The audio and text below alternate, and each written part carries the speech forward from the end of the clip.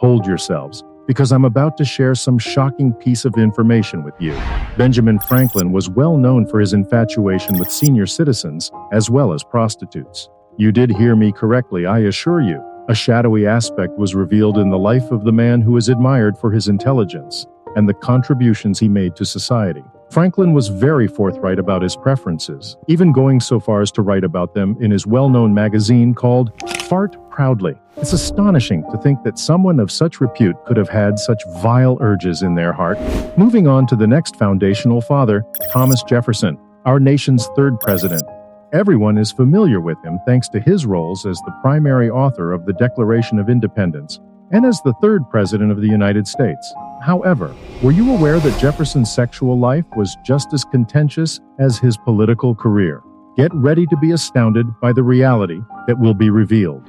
Inciting caricatures outing Thomas Jefferson's relationship with his slave, Sally Hemings, were published by his political adversaries. 200 years before Bill Clinton, Alexander Hamilton made a formal apology for having an adulterous relationship. George Washington is another man that does not require an introduction. So let's begin with him. He's revered as the founder of his nation and is seen as a living embodiment of integrity and valiance by many. But were you aware that the state capital of Washington harbored a shocking secret? Friends, George Washington was not just a leader in the political sphere, he was also a leader in the bedroom. This is a little-known fact about our first president. You might be curious as to what exactly about his sexual life was so vile and repugnant. Now, get ready to have your mind blown. The president was known to engage in extramarital affairs on a regular basis. That's right, the man who is typically portrayed as the epitome of faithfulness in a marriage really had a number of affairs outside of his marriage. One of the most infamous was Sally Fairfax, who happened to be the wife of a good friend. It is said that Washington's character and leadership style were significantly influenced by this scandalous affair that he carried on with Sally for a number of years. The affair was also rumored to have lasted for a number of years, and it's highly likely that George Washington was the target of rumors that he had gay sex. Thomas Foster, a historian, claims that as a Freemason, media frequently persecuted Freemasons by spreading rumors that they were engaging in anal penetration with wooden spikes used in shipbuilding. Sex and the Founding Fathers. The American Quest for a Relatable Past is his latest book. Foster is not interested in knowing whether these rumors are real. He finds it fascinating, and the focus of his book is that people have always been interested in hearing about the founders' extramarital exploits. Foster contends that at its core, American attempts to make the founders relevant have always relied on sex in an important but underestimated way. It's how we present them as being both human and heroic. In an interview, Foster stated, "What I wanted to refute was this impression that this curiosity in the founders' personal life was something new. Because of this book is about how relatable the founders were. The founders will cease to be relevant if their tales don't strike a chord with modern readers. Additionally, if they are not relatable, then it is difficult for us to have a connection to the past or the country." Foster was uncertain as to whether earlier biographers had described the founders as if they had penises. He was shocked to learn that the majority of them did, though. A book idea struck him at that moment. How did concepts of appropriate sexual behavior evolve throughout time? How did those concepts impact the way that the founders' sex lives were described in literature? George Washington offers a poignant illustration. His biographers mostly disregarded the fact that he never had children during the majority of the 19th century. This could imply that George Washington, known as the father of the nation, wasn't quite successful in all facets of his life. Even portraits of him with his wife Martha included children in the background. In reality, these were his stepchildren from Martha's previous union. Foster even detects indications of this in how modern biographers discuss Washington's lack of children. Almost no biographer believes that Washington could have been powerless. Foster says that this is because impotence denotes a lack of virility and manliness. Therefore, despite the lack of supporting data, they point to sterility as the more plausible explanation. The lack of proof hasn't stopped anyone from denying that Alexander Hamilton was gay, either. Foster draws attention to how recently some LGBT activists have become interested in Hamilton's homoerotic writings to his fellow Patriot Army officer John Lawrence. It says in one of them, "I wish, my dear Lawrence, it were in my power by actions rather than words to convince you that I love you." Foster contends that there is no doubt that Hamilton and Lawrence had a sexual relationship. However, to claim that Hamilton is our gay founding father misses the cultural context of sexual orientation. Rarely do these activists take into account the absence of gay identities, nor do they examine the nature of male friendship in the 18th century, which might be profoundly emotional, even sexual, without involving sex.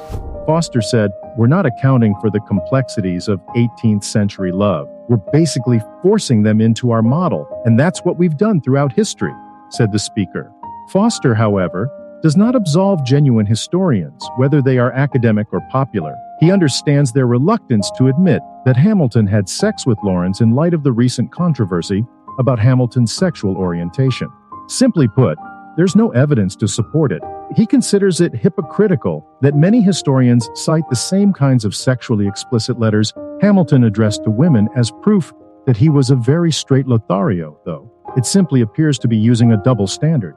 What amount of proof is required to be certain that this was real love? Regarding his letters to Lawrence, Foster remarked, "No one's sexual life has possibly received more media attention than Jefferson's, both then and now."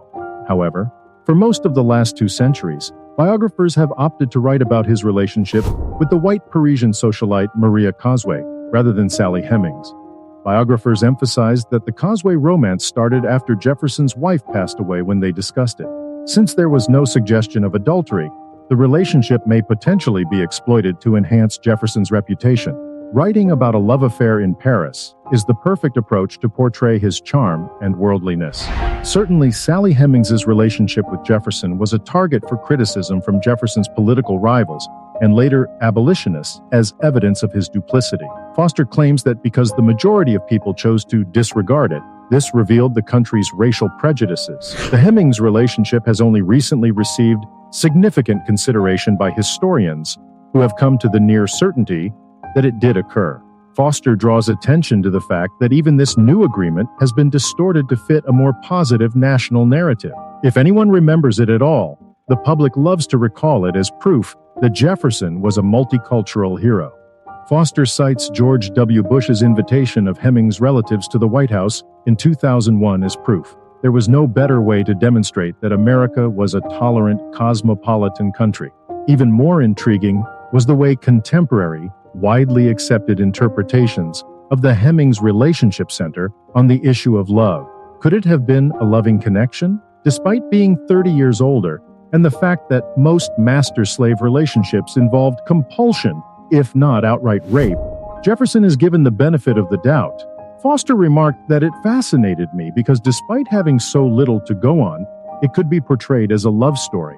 John Adams, Benjamin Franklin, and the underrated Gouverneur Morris are the other founders that were researched.